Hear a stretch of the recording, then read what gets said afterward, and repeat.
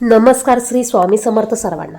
तुमच्या सर्वांच्या सर्व चांगल्या इच्छा पूर्ण होत ही स्वामींचरणी प्रार्थना करते आणि आजच्या या सुंदर नवीन व्हिडिओला सुरुवात करते. श्रावण महिन्यात येणाऱ्या एकादशीला गाईला ही एक वस्तू आवर्जून खायला घालायची आहे. पहा, यामुळे आपल्या घराची, पतीची, मुलांची प्रगती होणार आहे. आपल्या घरात माता लक्ष्मी अखंड वास करेल. आपल्या घरात धनधान्याची कधीच कमतरता पडणार नाही.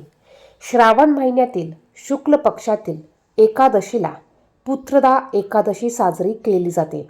या एकादशीला पवित्रोपण आणि पवित्र एकादशी असेही म्हटले जाते.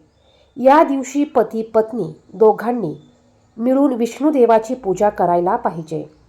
पुत्रदा एकादशीला उपवास करून मनोभावे पूजा केल्याने आयुष्यातील अनेक संकटे दूर होतात, तसेच संतान प्राप्तीचे सुख मिळते. ही एकादशी श्रावण महिन्यात येते. या काळात भगवान विष्णू निद्रावस्थेत असतात. या दिवशी विधीनुसार भगवान विष्णूंची पूजा करण्याला देखील विशेष महत्त्व आहे. पुत्रदा एकादशी तिथी 16 ऑगस्टला असणार आहे. एकादशी तिथी 15 ऑगस्टला सकाळी 10:26 सुरू होईल, तर 16 ऑगस्टला सकाळी 9:39 संपेल.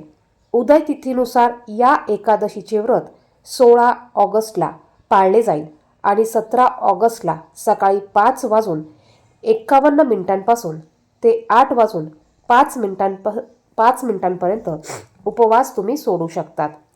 आता पुत्रदा एकादशीचे महत्त्व काय तर पहा. पुत्रदा एकादशीचे व्रत केल्याने पुण्य प्राप्त होते. असे म्हटले जाते की या एकादशीचे व्रत पाळल्याने घर धनधान्यांनी भरलेले राहते. तसेच भगवान विष्णूसह लक्ष्मी देवीचा आशीर्वाद मिळतो. आणि त्याचप्रमाणे आपल्याला गोमातेचा आशीर्वाद घेण्यासाठी या दिवशी गोमातेची देखील पूजा करायची आहे.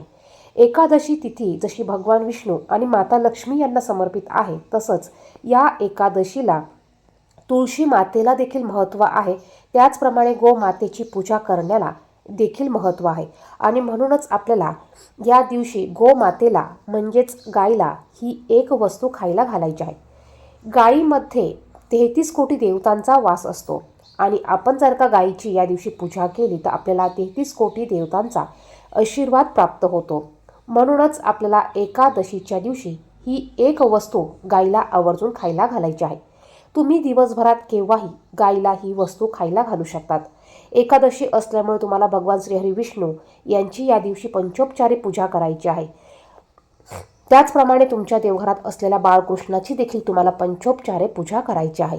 त्यानंतर तुम्हाला एक पोळी बनवायची आहे. या पोळीला थोडंसं तुम्ही गाईचं तूप लावा, एक गुळाचा खडा ठेवा आणि भिजवलेली हरभऱ्याची डाळ थोडीशी ठेवा आणि ही पोळी तुम्हाला गाईला खायला घालायची आहे.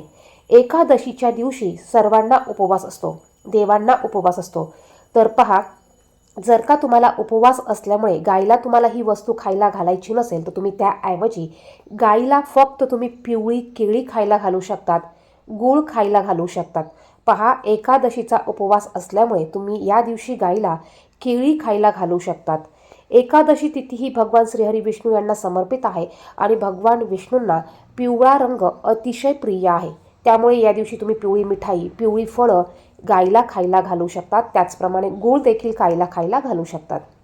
आता ह्या वस्तू खायला घालण्याच्या अगोदर तुम्हाला गाईच्या पायावर पाणी ओतायचं आहे. हळदी कुंकू तुम्हाला पायावर टाकायचं आहे, कपाळाला गाईच्या लावायचं आहे, स्वतःला हळदी कुंकू लावायचं आहे.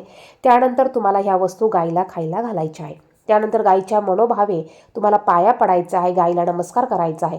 गाईला प्रदक्षिणा घालायला जागा असेल तर ओम नमो भगवते वासुदेवाय या मंत्राचा जप करत तुम्ही गाईला 5, 7, 11 प्रदक्षिणा घालू शकतात किंवा स्वतः भोवती तुम्ही एक प्रदक्षिणा घातली तरी चालणार आहे. त्यानंतर गोमातेला नमस्कार करून तुमची, तुमच्या घराची, मुलांची, पतीची प्रगती व्हावी यासाठी प्रार्थना करायची आहे. घरात माता लक्ष्मीने सदैव अखंड वास करावा याची प्रार्थना तुम्हाला करायची आहे. तर अत्यंत प्रभावी अशी ही सेवा, उपाय आपल्याला या पुत्रदा एकादशीला करायची आहे. कारण श्रावण महिना हा संपूर्ण पवित्र महिना आहे आणि या दिवशी आवर्जून तुम्ही गाईला ही वस्तू खायला घालायची आहे. व्हिडिओमध्ये सांगितलेली माहिती आवडली तर व्हिडिओला नक्कीच लाईक करा. कमेंट बॉक्समध्ये श्री स्वामी समर्थ, श्री महालक्ष्मी नमो नमः नक्की लिहा. धन्यवाद. श्री स्वामी समर्थ.